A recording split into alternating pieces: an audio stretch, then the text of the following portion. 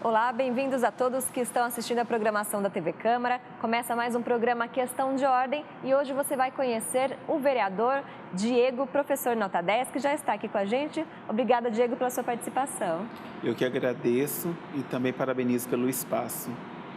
Bom, e você vai conhecer então o vereador que assumiu recentemente a cadeira aqui na Câmara de Rio Preto, no lugar da vereadora Cláudia de Julli, que assumiu o posto de secretária municipal do Bem-Estar Animal. E o Diego traz aqui um grande currículo, uma grande bagagem, né, vereador, como professor, diretor escolar, e é por isso que você é conhecido como professor nota 10. Me conta um pouquinho sobre essa sua trajetória.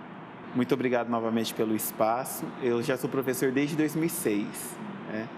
Eu comecei como estagiário na Escola Menino Jesus aqui em São José do Rio Preto e me apaixonei pela educação. Decidi fazer pedagogia e comecei em sala de aula em 2006. Quando foi em 2014, eu assumi o maior desafio de toda a minha carreira profissional, que foi assumir a direção da Escola Darcy Ribeiro, aqui em São José do Rio Preto, no Jardim Santo Antônio.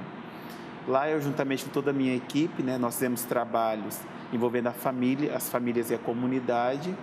E esses trabalhos foram reconhecidos até a nível internacional, onde nós somos ganhadores de vários prêmios na área da educação, como educador nota 10, daí o meu apelido, né, professor nota 10. O Oscar da Educação Brasileira, eu fui considerado o melhor diretor de escola do Brasil e tive a oportunidade também de ser anunciado por Bill Gates, pela Fundação Varkey, né, de Londres, como um dos 10 melhores educadores do mundo, e fui para Dubai representar o Brasil no Nobel da Educação. Então, foi assim que começou a minha trajetória. Para ser sincero, assim, eu nunca pensei que eu ia fazer pedagogia, porque o meu sonho foi sempre fazer direito. Quando foi no ano retrasado, eu concluí o curso de direito. Eu queria muito seguir carreira jurídica, mas lá atrás me encantei, me apaixonei pela educação. Você se encontrou aí na área da educação e você falou então da Escola Darcy Ribeiro, que foi quando tudo começou, essa repercussão, né? Quando você chegou até essa escola, como que você encontrou a situação lá do local? A Escola Darcy Ribeiro, ela era uma escola que ela não tinha, em primeiro lugar, identidade. Ela atende alunos de 11 bairros, né, distintos, hoje deve atender mais por conta da demanda, mas ela não tinha uma identidade, então os alunos não tinham pertencimento. E com isso o tráfico de drogas era intenso, as questões de vandalismo, violência escolar também eram intensas. E eu cheguei no começo, quando eu quis implantar alguns projetos, eu fui considerado um sonhador. Mas, né, eu pedi um voto de credibilidade para toda a equipe, tanto docente quanto administrativa da escola, e nós começamos a implantar ações simples. E essas ações começaram a envolver mais as famílias, trazer o pertencimento dos alunos para dentro da escola, a mediação de conflitos, foi onde, na primeira situação de briga, eu separei uma briga na porta da escola em que os alunos, eles pegavam garrafas e passavam no rosto do outro. Eu fiquei muito aterrorizado com aquela situação e fui buscar ajuda até mesmo da vara da infância e da juventude. Implantamos grandes projetos ali e a escola tornou-se uma referência até internacional. Você conseguiu aí mudar o comportamento dos alunos? De que forma que foi essa abordagem com os jovens? Primeiro, a abordagem com os jovens, eu falo que tudo começou por conta que eu saí na comunidade me apresentando como novo diretor da escola e ouvindo as demandas, tanto da comunidade interna da escola, quanto da externa. Depois eu valorizei a questão das famílias, trouxe elas para o ambiente escolar e comecei a dar voz aos alunos e também aos colaboradores da unidade. Os problemas nós começamos a elencar e para cada problema que a escola apresentava, nós criamos um projeto. E através desse projeto nós fomos sanando. É claro também que o Diego, ele não fez nada sozinho. O diretor é o maestro, né, de uma equipe, eu falo, ali da escola. A equipe também comprou, né, as ideias, o projeto, e foi possível executar e termos sucesso na implantação do mesmo. Você trouxe aí algumas ideias inovadoras, né? Porque tem alguns locais, alguns educadores, inclusive, que ainda partem para a punição dos alunos, isolar esses alunos mais problemáticos, né? Aí, pelo contrário, você conseguiu integrar esses jovens aos demais também. Sim, o aluno, quando ele não é integrado, ele não participa das atividades, nós tínhamos alunos ali que não sabiam, não eram alfabetizados. Então, ele se sobressaía no quê? Na indisciplina. Então, a partir do momento que nós reativamos, né, importantes instrumentos democráticos na escola, como o Grêmio Escolar, projeto de formação de alunos mediadores, onde nós íamos até aqueles alunos mais indisciplinados, com problemas de bullying, violência, colocava eles nesse grupo de mediação. Então, quando nós passamos a envolver e torná-los protagonistas, o resultado vem. Aí você acabou integrando a família, toda a comunidade, começou daí essa repercussão, né, do seu trabalho. Como que foi a partir daí até esses prêmios todos, até chegar a Dubai, até chegar ao Bill Gates? Então, eu não imaginava, para ser sincero, quando eu comecei a fazer inscrição para os projetos, foi até uma supervisora que indicou que eu fizesse, chamada Fátima Vicchiato, então eu não imaginava toda essa repercussão. E eu falo, mas assim, eu falo que tem todas as premiações, né, por trás do Diego e da equipe, mas o maior prêmio é ver realmente a transformação de vida que nós fizemos ali com os adolescentes. Então, não foi um caminho fácil, eu tive que buscar muitos alunos em casa, tornar a escola, juntamente com a minha equipe, um local atrativo, porque é muito desleal a disputa hoje que a escola tem com os recursos tecnológicos. Então, o aluno ele prefere ficar em casa jogando videogame, mexendo no celular, no computador, do que ir para a escola. Então, tornar a escola atrativa é uma missão muito difícil, mas nós conseguimos. Como que é a sua atuação hoje? Você trabalha ainda na escola? Não. Eu vim do Rio de Janeiro para executar um trabalho lá também como diretor de escola e vim, né, do Rio de Janeiro já, cheguei há alguns meses e eu estava atuando realmente, me dedicando mais às demandas de fazer trabalhos comunitários, principalmente no Jardim Santo Antônio e nas redondezas. E aí fui presenteado, né, com essa missão de assumir na Câmara como vereador, então agora estou atuando muito nas demandas ali da região norte, mas pretendo trabalhar por toda a população. E conta pra gente então como é que foi sua chegada aqui à esfera política, né? Como que você resolveu se candidatar a vereador? Para ser sincero, eu não queria seguir carreira política, mas eu percebia, né, que minha função, meu cargo de diretor já tinha toda uma política por trás. E o quanto eu tinha, né, junto com a minha equipe, ideias, mas para colocá-las no papel, tudo depende da política. Inclusive, muitas pessoas pensam que a política ela é desnecessária, ela não serve para nada, né, quando eu vinha conversando com os meus eleitores. Mas tudo que nós fazemos no nosso dia a dia tem uma referência e também é um reflexo da política. Até uma pessoa, uma dona de casa, quando ela vai no mercado, quando ela vê o preço das coisas, um trabalhador também, quando nós fazemos nossas atividades do dia a dia, tudo é reflexo de política. Então, tudo está envolvido a política. Então, eu não queria ser candidato político, mas as pessoas ali me incentivaram, né? E eu vejo assim, que eu tenho a possibilidade aqui de colocar aqueles projetos, né?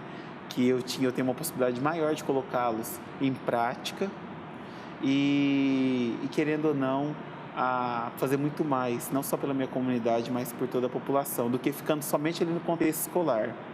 Eu destaco ali que o meu trabalho ele já foi feito, ele já foi um trabalho que já está integrado na comunidade e agora estando aqui, eu tenho uma forma de expandir mais e fazer mais, não só pela Escola Darcy Ribeiro, mas por toda a cidade.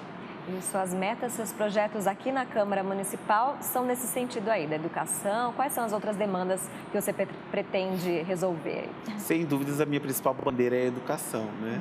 Eu quero ter muito diálogo com a rede, porque não adianta também o político, né? A gente fala assim, falta investimentos em políticas públicas. O Brasil gasta muito, só que nós temos, né, pouco retorno quando saem os índices do IDEB. Então, não adianta também o político ele ter só aquela visão de fazer projetos, mas não ouvir quem está ali no chão da escola, são os educadores que estão ali no dia a dia. Não ter uma secretaria da educação para você também ter um diálogo com toda a rede. Então, assim, eu espero estreitar muito a minha comunicação. Eu já tenho muito contato com a rede municipal, mas eu quero também estar em contato com a rede particular, estadual também, tá? Para que eu possa realizar projetos, mas em parceria com os educadores, com muito diálogo, ouvindo muito, porque se os educadores não compram a ideia, os nossos projetos não são executados. Tenho sim projetos, mas eu preciso realmente sensibilizá-los para que eu possa implantá-los. Não tenho projetos somente na área da educação também não.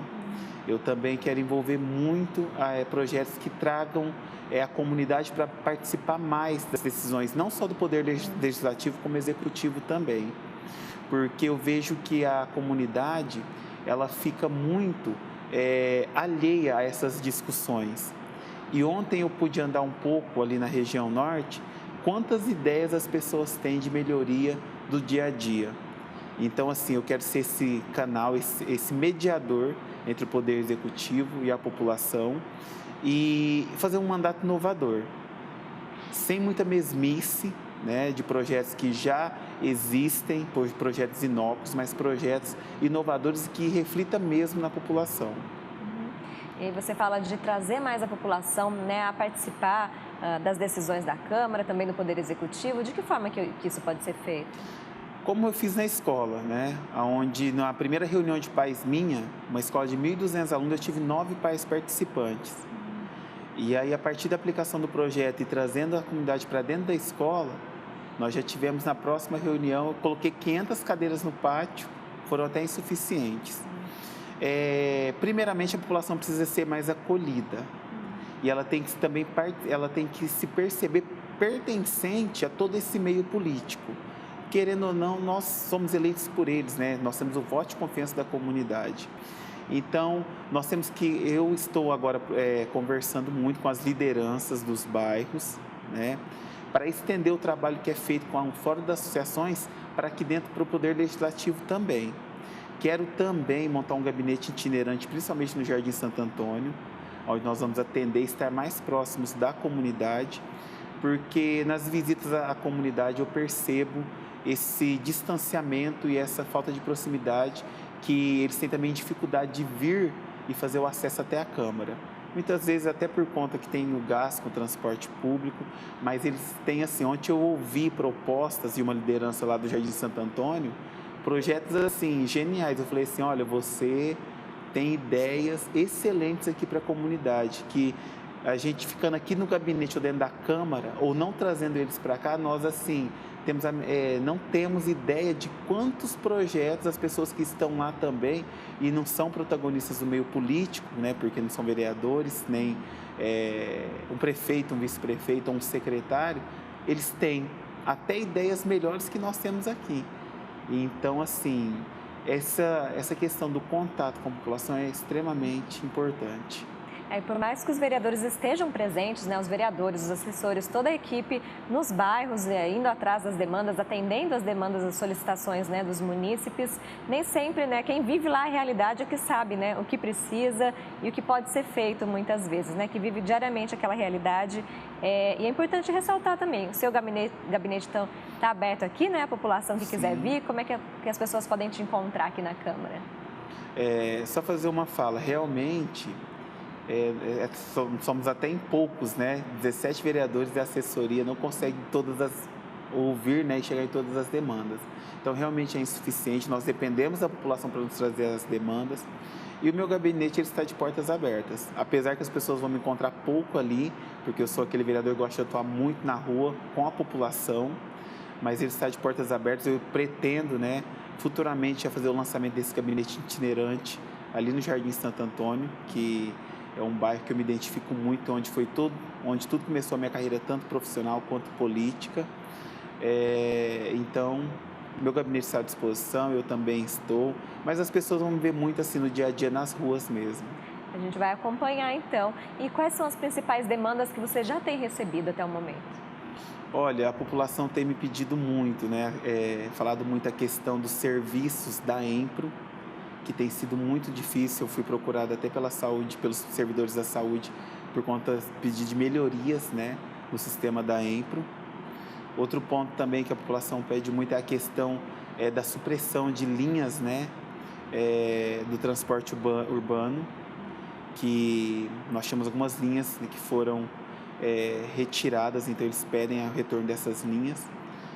Indicação também de tapa-buracos e de poda de árvores também em prédios públicos. E também a parte dos educadores tem pedido assim, mais inovação na área da educação.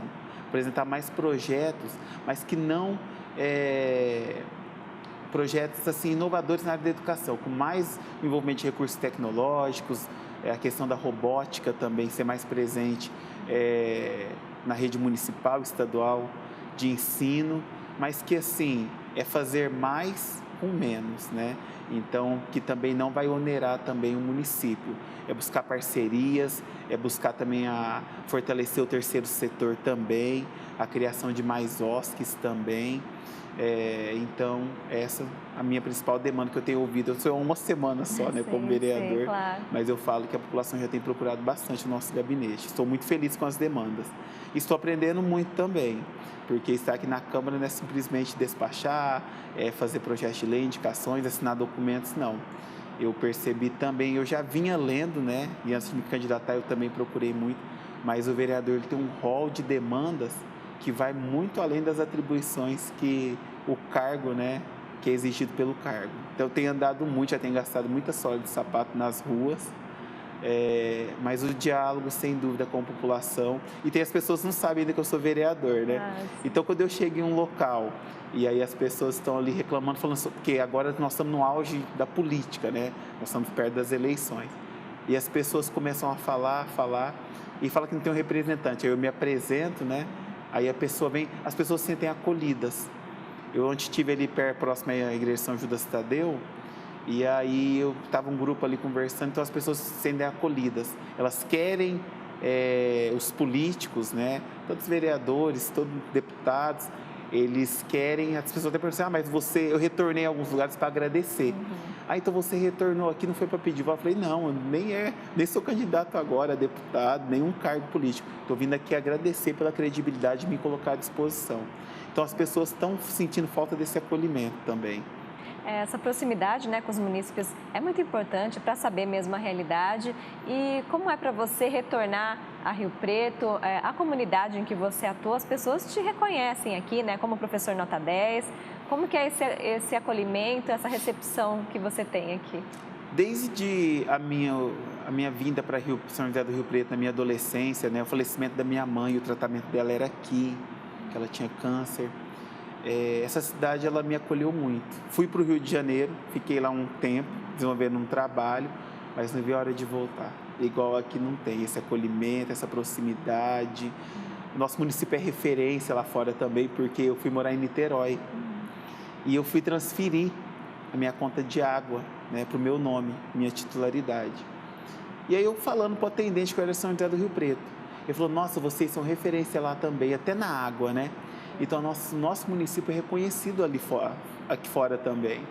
Mas eu não vi a hora de voltar, fui muito bem acolhido no meu retorno. Então, a população, né? Porque eu emagreci quase 60 quilos.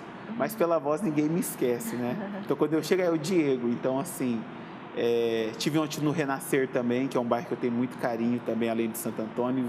Todo aquele entorno da região norte. E as pessoas me reconheceram logo pela voz. Então, assim...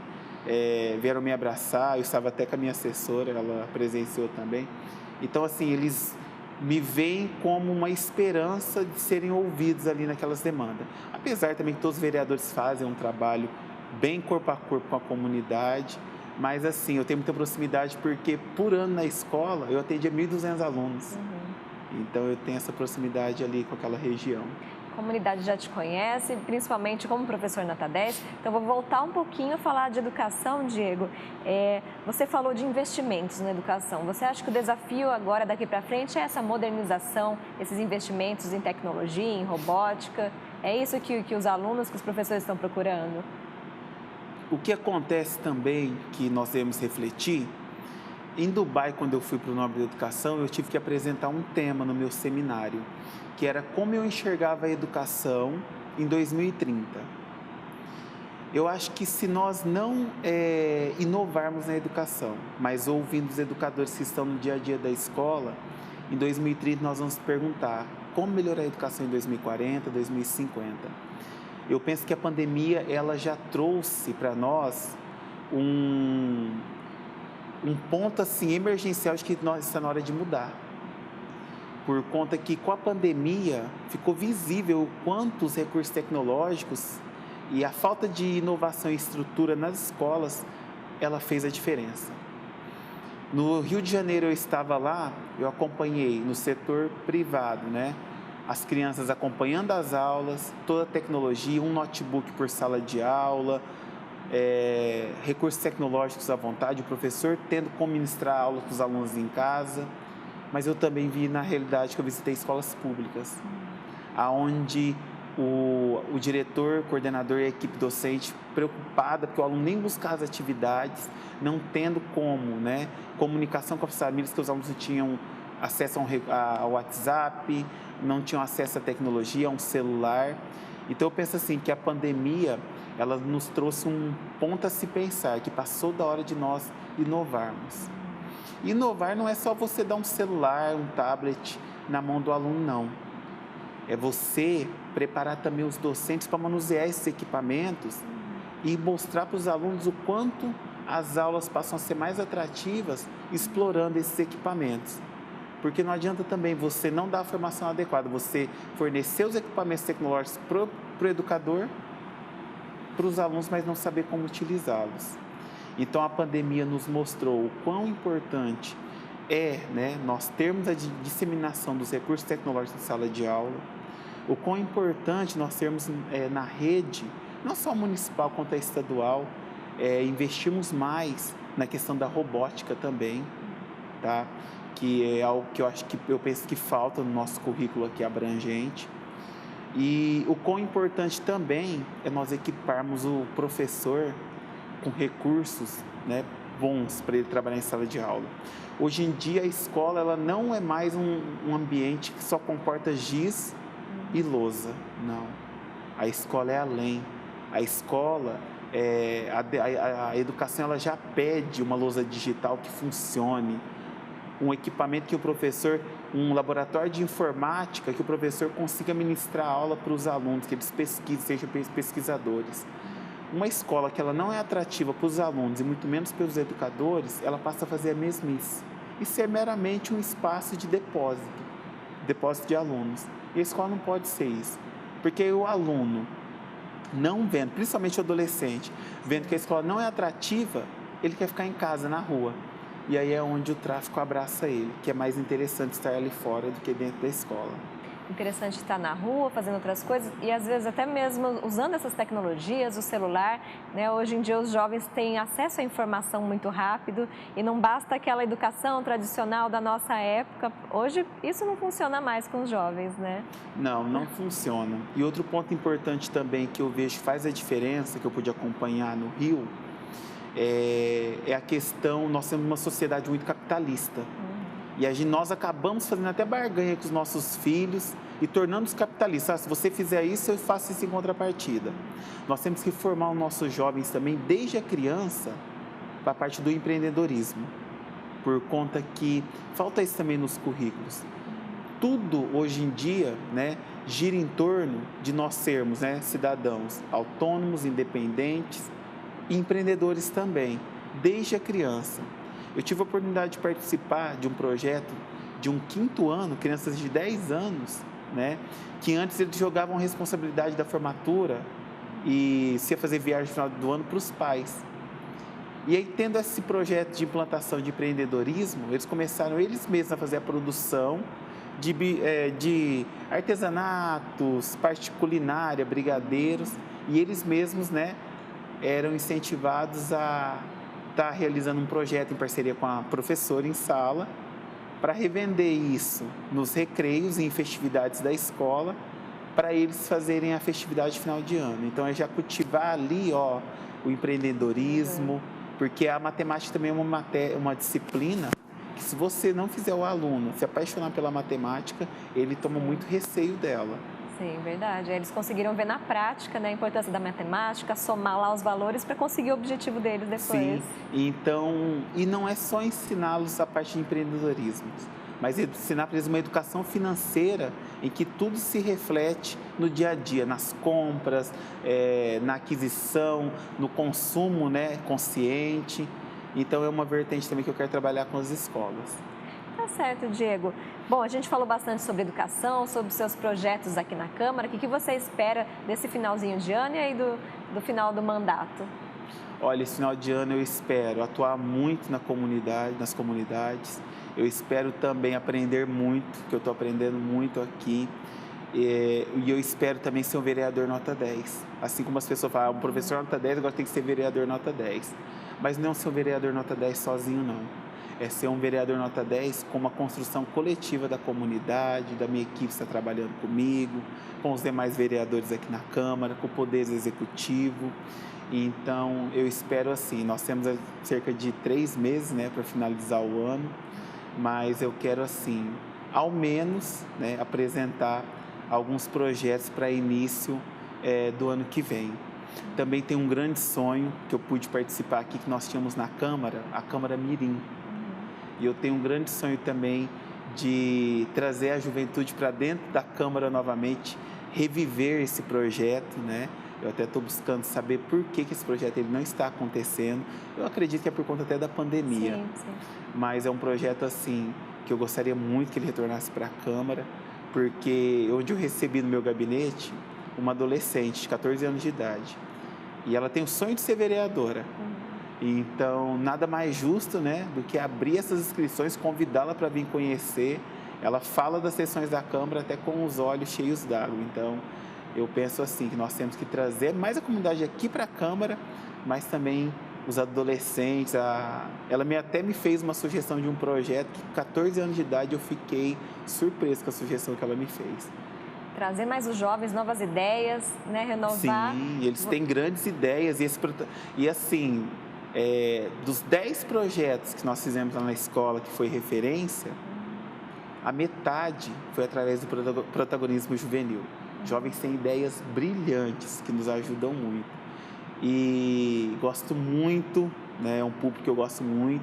O Diego, enquanto educador, enquanto pessoa, ama trabalhar com pessoas, todo tipo de pessoa. Mas eu me identifico muito com o público adolescente, com o público juvenil. É um público que eu sou apaixonado. Apesar de ser um público que tem aquela rebeldia, né, do adolescente, mas assim, é um público muito autônomo. Eu lembro que eu entregava projetos na escola, falava assim, gente, eu preciso desse projeto sendo desenvolvido. Depois de 3 dias, vinha o Grêmio Escolar, Diego, essas sugestões, vamos reunir, vamos apresentar para a comunidade. Então, eles têm muita ideia, eles estão cheios de energia também, né? Então, eu me identifico muito com adolescentes. E nós temos que aproveitar aí essa energia, essas ideias novas também, E né? quanto mais indisciplinado é que eu mais gostava. É mesmo. Tanto que o juiz, o doutor Evandro Pelarim, ele mandava muitos alunos, estavam cumprindo medidas socioeducativas lá para a escola, para o Darcy. E aí eu acolhia, recebia lá os técnicos, né, que levavam o adolescente para lá. E eu gostava muito deles. É claro que eu me dedicava também aos bons alunos, porque muitas das vezes nós deixamos eles invisíveis, só se dedicando aos indisciplinados. Certo. Mas, assim, era um desafio que eu gostava de ver a transformação da vida. Quantas vezes eu ligava em mercados aqui de São José do Rio Preto, até na Arpron, falava, eu preciso de uma oportunidade de trabalho. Conversei com um adolescente hoje que ele me disse assim, Diego, se eu conseguir um trabalho, uma oportunidade, eu vou mudar a minha vida, eu saio do caminho errado. Aí eu ia nos mercados, conversava com o gerente, me dá uma oportunidade nesse currículo aqui, emprega esse adolescente para eu tirar ele do mundo das drogas, me ajuda, por favor. Aí, então, assim, me identifico muito com o adolescente, eu gosto do trabalho. Apesar que tinha uns também que era de enfrentamento, era rebeldes, mas sabia que eu queria o bem, então eu sempre assim, era aqui o pai, né? Batia e daqui a pouco assoprava, né? Acolhia, chamava atenção para o bem, mas também depois acolhia, chamei a sua atenção aquele dia, por esse motivo eu quero o seu bem. Se for falar de educação aqui, eu vou ficar o dia todo, porque eu sou apaixonado pelo que eu faço. Tá certo. Bom, Diego, desde já, nós te convidamos para participar mais aqui da programação da TV Câmara, vir falar sobre educação, sobre seus projetos aqui nessa área. E nós já estamos encerrando o programa Questão de Ordem. Hoje eu recebi o vereador Diego Mafuz, conhecido como professor nota 10. E agradeço muito a sua participação aqui no Questão de Ordem.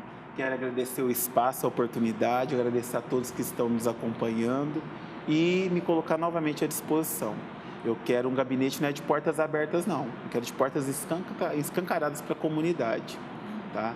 Então, conto com a ajuda também de todos, da comunidade, dos meus colegas vereadores, do Poder Executivo, do Poder Judiciário, enfim, conto com a participação de todos para me ajudar nessa construção. Estou aprendendo muito, né? Aprendo todos os dias, mas espero fazer um mandato em prol de benefícios para toda a comunidade. Muito obrigada, a gente continua acompanhando esse trabalho. Você pode assistir novamente esse programa durante a nossa programação. Ele fica disponível também no nosso canal do YouTube TV Câmara Rio Preto. Até mais!